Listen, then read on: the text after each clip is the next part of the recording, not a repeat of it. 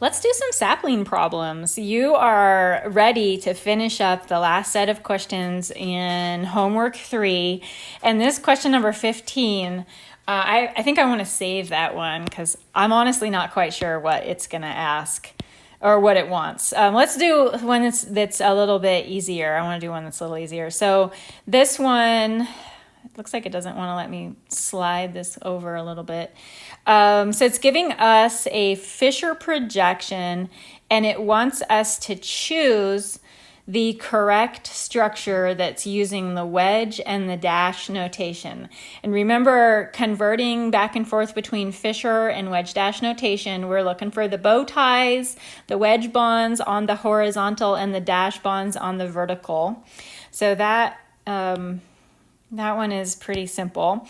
And then we have a couple that are like this, where again, it's giving us a Fisher projection, but now it wants us to drag the wedge and the dash bonds into the correct spot. So we're gonna drag the bow ties and drag the dashed bonds.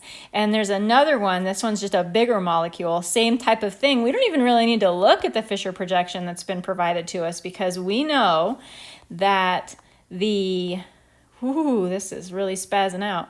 We know that the horizontal bonds are the bow ties, and the top and bottom bonds are going to be the dashes. This is really hard to do on an iPad. So that's what we're going to do for this one. I think I might stop. Oh, it looks like I can get it to go all the way. Trick it to go all the way. Oh boy. Hopefully this doesn't make you guys seasick watching this.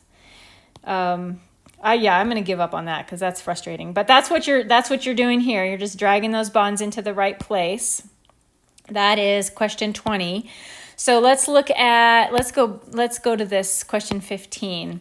This one is asking for Fisher projections, which ones are enantiomers. Remember, that means mirror image. So we're looking for mirror images. And I'm going to look at this one first, this second question. So you have, we're looking at the OH groups and the hydrogens. You can see that those are definitely mirror images. Notice that it hasn't mirror imaged exactly the CH3 part, and it also hasn't mirror imaged this CH double bond CH2. But remember me telling you that that's okay. Like, you don't have to mirror image the order of the direction that the atoms are written when we're looking at the very top and very bottom of the molecule. What needs to be mirror imaged is the position of stuff on the horizontal bond. So that's definitely an enantiomer. And if we look at the next one down here, it's the exact same thing. They've mirror imaged at the horizontal bonds. They have not mirror imaged the very top and very bottom, and that's okay. So that one is also an enantiomer. Let's look at the last one. We have mirror imaged the horizontal bonds on this one, but don't be tricked. Look down here at the very bottom of the molecule, CH2, CH2, CH3 versus CH2, CH3. Those are different functional groups. Those are two different molecules. They're not enantiomers. In order to be enantiomers, they have to have the exact same number of atoms, the exact same connection of atoms. If you have a different number of atoms in the two molecules, that they do not have an enantiomer relationship. So back up at the top, this is the one that I'm kind of stumped with, and I'm not exactly sure how this one's going to work. This one, it is a mirror image. You do have the same number of atoms on both the left-hand molecule and the right-hand molecule, and it's definitely mirror imaged on the horizontal bond. The trick with this, though, is that this carbon in the middle, the center carbon of this molecule, both of them, it is not a chiral carbon because, I think I want to draw on this. So the carbon that's in the center, this carbon right here, that carbon is not chiral because it has two of the exact same things attached. And when you have two of the exact same things attached, the carbon cannot be chiral. So this is an achiral carbon. And if a molecule is achiral, it doesn't have an enantiomer. It doesn't have a mirror image. So I think that this is a trick question. I think that we don't want to select that box because it's a trick. So let's see. Let's test it. Oh. And I was right. So that first one, that was just a really tricky question. Almost got us. Let's look at question 16. So here we're looking at molecules. I'm going to screenshot this one also. And we're just going to classify what is the relationship between these two molecules.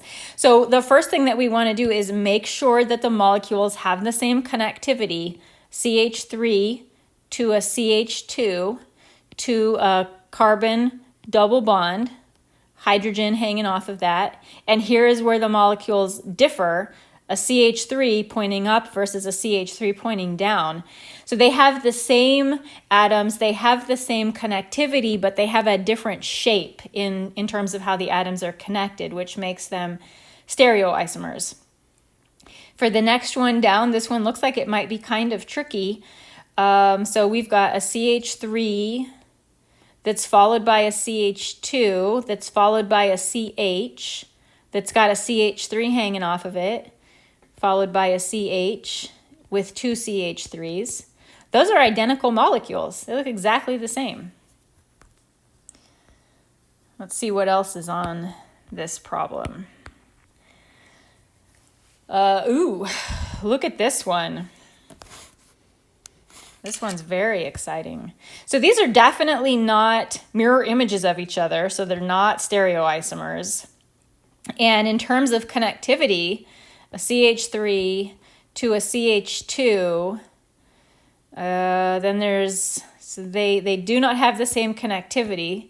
So they're not identical, which means they must be constitutional isomers. Remember, a constitutional isomer means that the molecules have the same number of atoms, 4 carbons,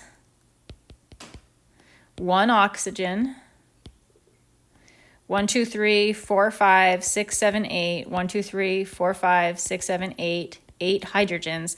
Constitutional isomers have the same number of atoms, but they have a different connectivity, a different pattern in which the atoms are arranged. So those are constitutional isomers. And what do we have left? Oh, so the last question,